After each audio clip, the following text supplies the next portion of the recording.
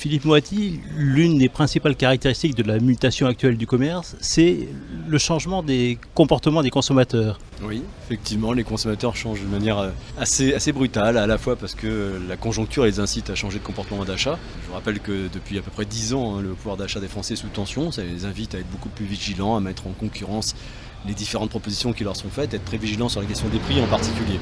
Mais à ça s'ajoute l'effet du numérique.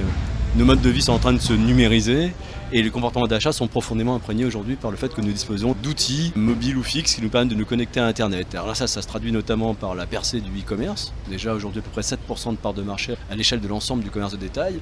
Mais au-delà de ça, ça nous rend plus intelligents, plus à même de comparer. On va avoir un parcours d'achat qui va mixer renseignements sur Internet, renseignements dans le magasin, achat en ligne, achat dans le magasin. Ça devient très compliqué pour les commerçants d'arriver à suivre un consommateur dont le niveau maintenant d'expertise et d'agilité s'est fortement accru. La distribution de masse a tendance à nouer une relation personnalisée maintenant avec le consommateur. Oui, qu'un consommateur qui prend la main est obligé de faire beaucoup plus attention aux clients qu'on ne le faisait dans le passé.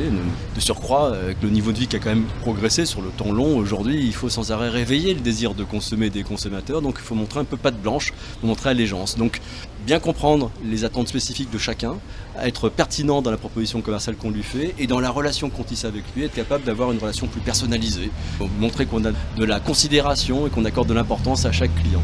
On est passé d'une logique de produit à celle du consommateur. En fait, oui, je pense que la révolution commerciale que nous sommes en train de vivre est ça. On est en train de passer d'une distribution qui poussait des produits vers les consommateurs à un commerce qui part du client pour essayer de bâtir des offres, pour lui apporter des réponses satisfaisantes à ses besoins personnalisés. Il y a également certaines tendances qui commencent à émerger, notamment le consommateur recherche une plus grande qualité. Oui, alors ça c'est quelque chose qui est apparu récemment dans nos études, alors que paradoxalement la crise les invite à être beaucoup plus vigilants sur le terrain des prix. En même temps, on observe une très forte poussée du souci de consommer des produits de qualité. Sans doute que les consommateurs sont de plus en plus souvent déçus de leur expérience de consommation. Les crises alimentaires, les parabènes dans les cosmétiques, l'idée que les fabricants font exprès de faire en sorte que les produits ne durent pas trop longtemps pour qu'on les remplace plus souvent.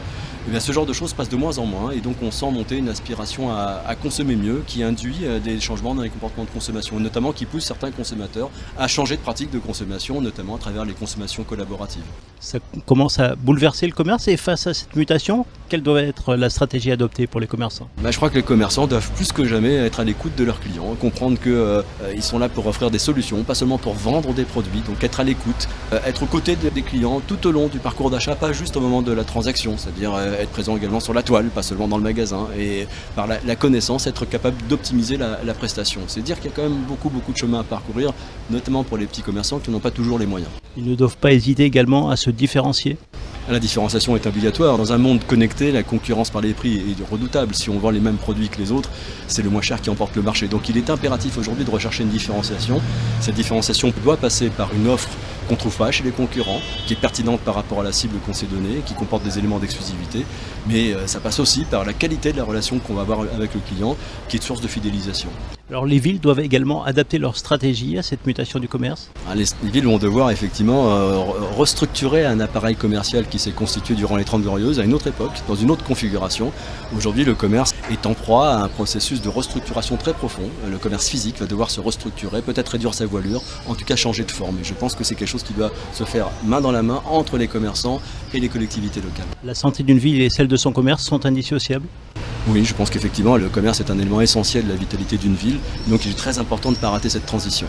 Et le commerce de proximité ne doit pas être négligé. Le commerce de proximité, au contraire, il a de très beaux atouts. Ça correspond à une vraie demande d'aujourd'hui. Il doit simplement se professionnaliser.